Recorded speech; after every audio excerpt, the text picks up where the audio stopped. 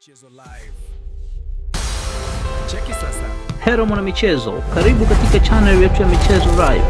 Usisahau kusubscribe, kulike, kucomment na kushare na marafiki ili waweze kupata habari zinazohusu michezo. Habari kubwa kabisa kutoka Afrika Kaskazini, ambapo klabu maarufu ya Al Ittihad Sports Club ya Libya imeandika ukurasa mpya sokoni kwa kukamilisha rasmi usajili wa kiungo mshambuliaji hatari Stephane Aziz Ki akitokea mabingwa wa Afrika Wydad Athletic Club ya Morocco.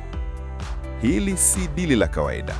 Hili ni dili la pesa, ubora na uthubutu. Al Ittihad SC imeamua kuvunja ukimya sokoni kwa kuinunua moja kwa moja mkataba wa Aziz Ki kwa kiasi cha dola za Kimarekani $500,000 USD 500,000 sawa na takriban shilingi bilioni 1.2 za Kitanzania. Fedha kubwa, lakini kwa mchezaji mkubwa. Kwa kukamilika kwa dili hilo, sasa ni rasmi kabisa.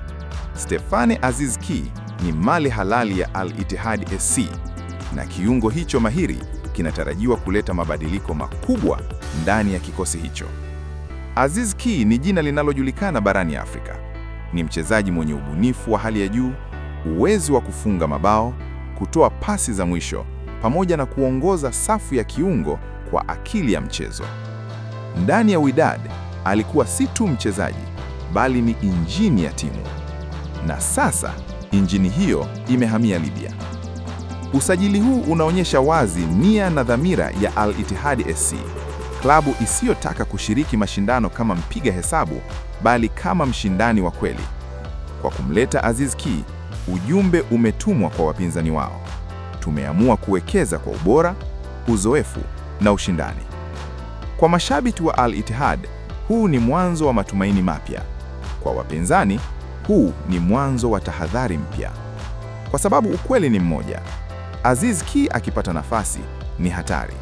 Aziz Ki akiwa kwenye kiwango chake ni balaa. Na sasa Aziz Ki yuko kwenye klabu inayompa kila kitu anachohitaji kuonyesha ubora wake. Kifupi kabisa, pesa imeongea, dili limekamilika, na Al Ittihad SC wameongeza moto mkubwa kwenye safu ya kiungo. Afrika ijiandae. Stephane Aziz Ki amebadilisha kambi na safari mpya imeanza Libya.